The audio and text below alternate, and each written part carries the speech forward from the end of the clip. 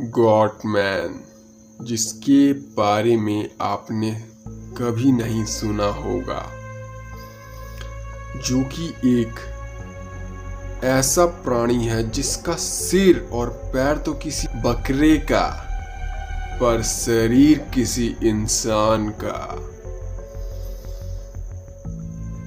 और सिर पर 2 अजीब से सींग, पूरा शरीर काले बालों से घिरा हुआ,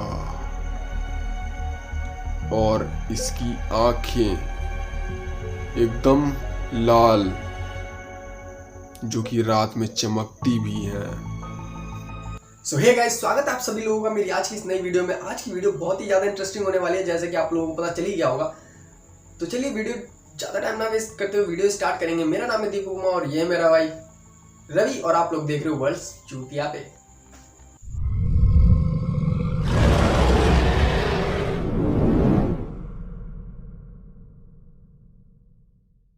तो ये घटना है 1971 की, जो कि एक 16 साल की लड़की जिसका नाम अप्रैल था, उसके पापा एडवर्ड, इन दोनों ने इस जीव को देखने का पहला दावा किया, जबकि ये अपने घर में थे और इनका कुत्ता बहुत ही तेजी से भौंक रहा था।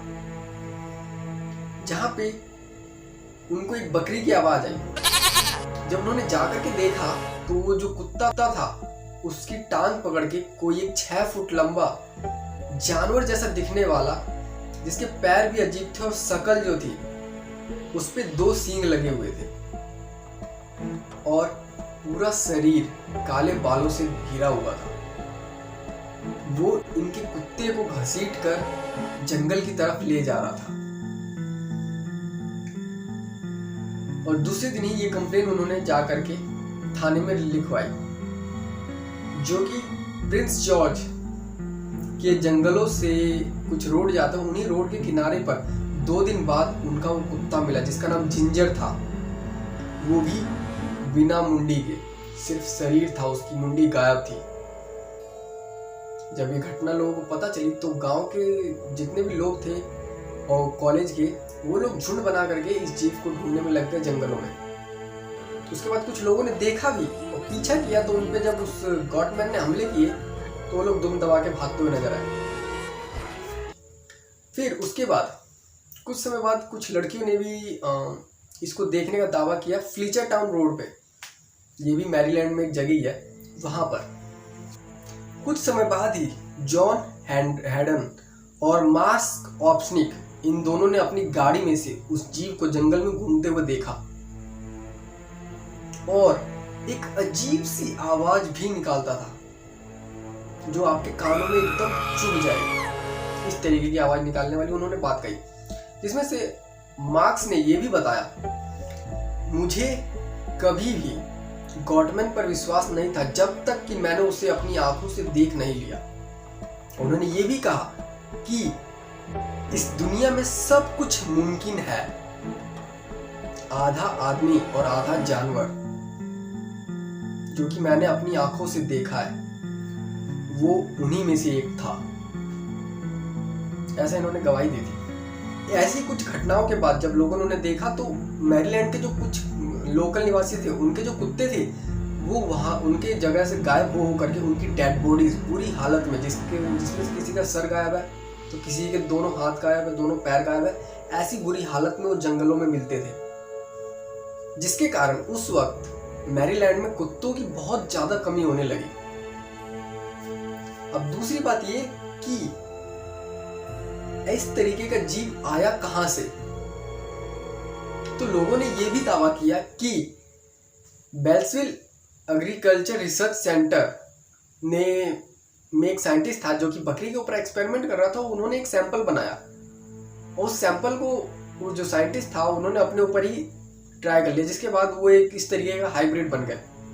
डीएनए मिक्स हो जाने का कारण ऐसा होता है। और इस जीव की, और जिस तरीके से वो जीव बने, तो वहीं पे मैरीलैंड में उन्होंने जीव जंतुओं को मारना स्टार्ट कर दिया। पर इसके बाद सवाल ये उठता है कि अगर उसे लैब में तैयार किया गया था तो मैरीलैंड तो ठीक है, लेकिन उसी के जैसा एक जीव टेक्सास में भी देखा गया है, और इतना ही नहीं, टेक्सास वाला जो गॉटमैन था उसके हाथ में तो एक कुल्हाड़ी भी थी, जिसने एक ब्रिज के ऊपर कब्जा कर लिया था, जिसे गॉटमैन ब्रिज के नाम से भी जाना जाता है। उस ब्रिज पर जो भी शाम के टाइम घूमता था उसे वो वहीं मार देता था। कई बार जो गाड़ियां वहां उस ब्रिज से होकर के जाती थी रात के टाइम, तो बिना हेडलाइट के अगर वो वहां से पास होती थी तो उनकी गाड़ियों पे भी वो अपने कुल्हाड़ी से हमले कर देता था। वो काफी लोगों के उसने जाने भी लिए, ऐसा वो लोग बताते हैं। उसके बाद टेक्सास ही नहीं, पेंसिल्वेनिया, कैलिफोर्निया, केंटकी, वेस्किल नाम की जगहों पर इस जीव को देखा गया है। तो काफी लोगों ने ये भी दावा किया कि ये जो जीव है जनरेशन टू जनरेशन आया है, मतलब कि इसकी एक स्पीसीज है, जैसे कि बिगफुट हो गया और कापा हो गया, इस तरीके की स्पीसीज जो कि लोगों से छिपी हुई थी, उसी तरीके की ये भी एक स्पीसीज है जो कि जनरेशन टू जनरेशन आ रही है, क्योंकि इसे यूएसए में काफी जगहों पर देखा गया है। और हाँ, इसके जैसा वैसे मैंने काफी सारी हॉरर मूवीज में देखा है हॉलीवुड की, इनकी मूर्ति और फोटोज को ना ब्लैक मैजिक के रूप में इस्तेमाल किया जाता है।